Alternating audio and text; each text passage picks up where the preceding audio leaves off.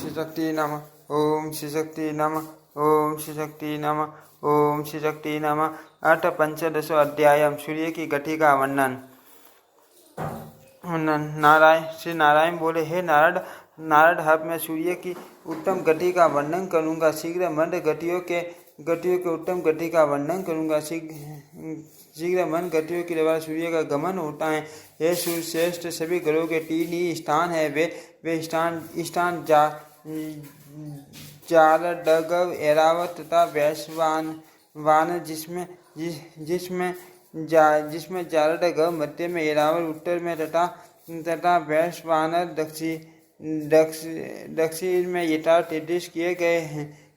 अश्विनी बरनी और कृतिका को नागविटी कहा जाता है। रोहिणी, मृगशिरा और आर्द्रव को गजविटी कहा जाता है। इसी प्रकार पूर्णवसु, पूषी और अश्लेषा को ऐरावती विटी कहा गया है। ये तीनों विटियां उत्तर मार्ग कही गई हैं। मघा, पूर्व फाल्गुनी और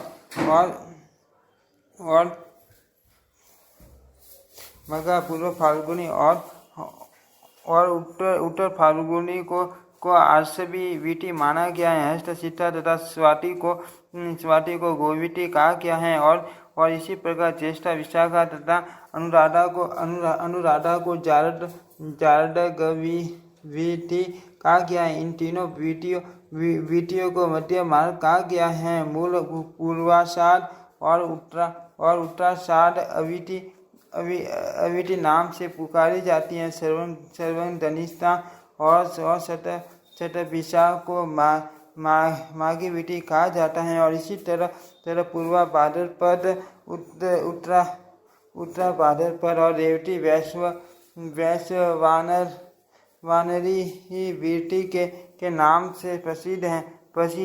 ये तीनों विटियां दक्षिण मार्ग पर कही जाती हैं। जब सूर्य का रथ उत्तरायण मार्ग पर रहता है उस समय उसके दोनों पहिए के अक्षरों से आबद्ध पर्ण रूपी 5 से बनकर ध्रुव द्वारा उसका कर्षण आरोहण कहा गया है। उस समय मंडल के भीतर रथ चलने से गति की मंदता हो जाती है। सूर्यश्रेष्ठ, इस मंद गति में दिन की वृद्धि और रथ का ह्रास होने लगता है। यही सौम्यायन का कारण है। इसी प्रकार जब रथ दक्षिणायन मार्ग पर 5 द्वारा खींचा जाता है तब अवरोहण गति होती है। उस समय मंडल के बाहर से गति होने के कारण सूर्य की गति में तीव्रता हो जाती है। उस समय दिन का छोटा तथा रात का बड़ा होना बताया गया है। विषुव मार्ग पर सूर्य का रथ पार्श्व द्वारा किसी और न किसे जाने के कारण सौम्य स्थिति बनी रहती है। इसमें मंडल के मध्य से गति होने से दिन तथा रात के मान में समानता होती है। जब ध्रुव की प्रेरणा से दोनों वायु पास खींचे जाते हैं उसी समय भीतर के मंडलों में ही सूर्य चक्कर लगाते हैं। पूर्ण ध्रुव के द्वारा दोनों पासों के मुक्त किए जाते ही सूर्य बाहर के मंडलों में चक्कर लगाने लगते हैं। उस मेरु पर्वत पर पूर्व भाग में इंद्र की पूरी देवादानी का और दक्षिण भाग में यमराज की संयमिनी नामक विशाल पूरी विद्यमान है। पश्चिम में वरुण देव की निर्मलोसी नामक मान पूरी है। और उस मेरु के उत्तर भाग में चंद्रमा की विवाहपुरी नामक पूरी बताई गई है। ब्रह्मवादियों के द्वारा कहा गया है कि सूर्य का उदय इंद्र की पुरी में होता है और वे मध्य काल में स्वयं पुरी में पहुँचते हैं। सूर्य के निर्मल ओशनी पुरी में पहुँचने पर चार्य काल और विमान और विवाहरी पुरी में पहुँचने पर आधी रात होती है। वे भगवान सूर्य सभी देवलोक के पूज्य हैं। हे मुने, सुमेरु पर्वत के चारों ओर सूर्य के जिस परिभ्रमण जीवधारियों की सभी क्रियाएं संपन्न होती हैं उसका वर्णन मैंने कर दिया। सुमेरु पर रहने वालों को सूर्य सदा मध्य में विराजमान प्रतीत होते हैं। सूर्य का रथ सुमेरु के बाहर चलते हुए वायु की प्रेरणा से डाये हो जाता है।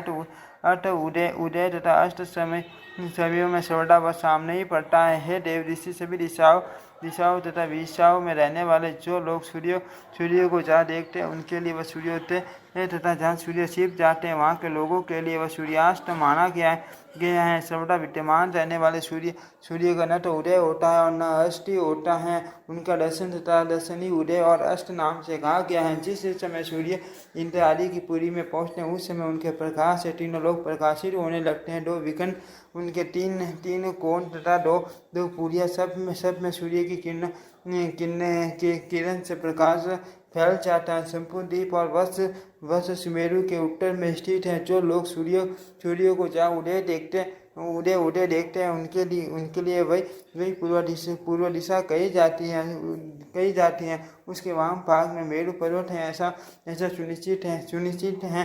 काल तथा मार्ग के प्रदर्शक 1000 किरणों वाले सूर्य जब इंद्रपुरी से संयमपुरी को जाते हैं तब वे 15 घड़ी में 2.25 करोड़ 12,75,000 योजन की दूरी तय करते हैं।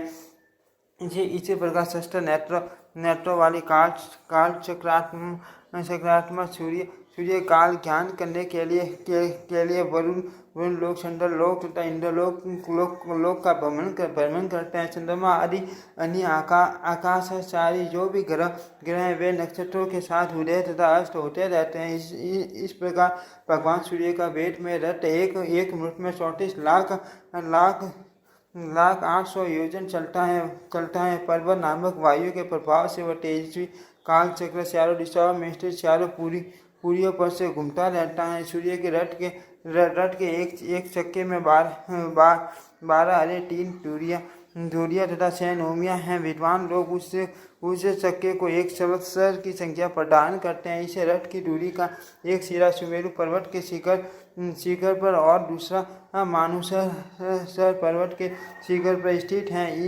इस दूरी में लगा हुआ जो पहिया है वह तेल निकालने वाले यंत्र गोलू के पहिए की बाटी घूमता रहता है और सूर्य भी उस मानसोत्तर पर्वत के ऊपर भ्रमण करते रहते हैं। उस दूरी में जिसका मूल भाग लगा हुआ है ऐसी ही एक दूसरी दूरी है जिसकी लंबाई पहली दूरी की चौथाई है। दूर से लगी हुई वह दूरी तालयंत्र की दूरी के सदस्य कही गई है। यह रथ के ऊपरी भाग में जगत के स्वामी सूर्य के बैठने का स्थान 37 लाख योजन लंबा तथा उसका चतुर्थांश 9 लाख योजन चौड़ा बताया गया है। उत्तरदायी परिमाण वाला सूर्य के रथ का जुआ भी है। रथ के सारथी अरुण के द्वारा उस जुए में जुटे हुए गायत्री आदि संतों के नाम वाले 60 करोड़ जगत के प्राणियों के कल्याण के लिए भगवान सूर्य का वन करते रहते हैं। सूर्य के आगे उन्हीं की ओर मुख करके उनके सारथी अरुण बैठते हैं। सारथी के काम पर नियुक्त ये अरुण गरुड़ के ज्येष्ठ भ्राता हैं। उसी प्रकार बाल खिल्ली आदि 8,000 ऋषिगण जो परिमाण में अंगूठे के पोर के बराबर कहे गए हैं सूर्य के सम्मुख स्थित होकर मनोर वैदिक मंत्रों द्वारा उनका स्तवन करते हैं। वैसे ही अन्य जो सभी ऋषि गंधर्व अप्सराएं नाग यक्ष राक्षस और देवता उनमें से एक करके ये सातों दो मिलकर प्रत्येक महीने परमेश्वर की सूर्य की उपासना करते हैं। इस प्रकार वे विश्वव्यापी देव देवेश्वर भगवान सूर्य प्रतिक्षण 2002 योजन की दूरी चलते हुए 9 करोड़ 91 लाख योजन मार्ग पर भूमंडल की निरंतर परिक्रमा करते रहते हैं। इति श्रीमद्देवी भागवते महापुराणे अष्टादशशास्त्रायां सीतायां षष्ठस्कन्धे भुवन कोश वर्णने सूर्यगति वर्णन नाम पंचमो अध्यायम्। ओम श्री शक्ति सूर्यगति वर्णन नाम पंचदशो अध्यायम्। ओम श्री शक्ति नमः। ओम श्री शक्ति नमः। ओम श्री शक्ति नमः। ओम श्री शक्ति।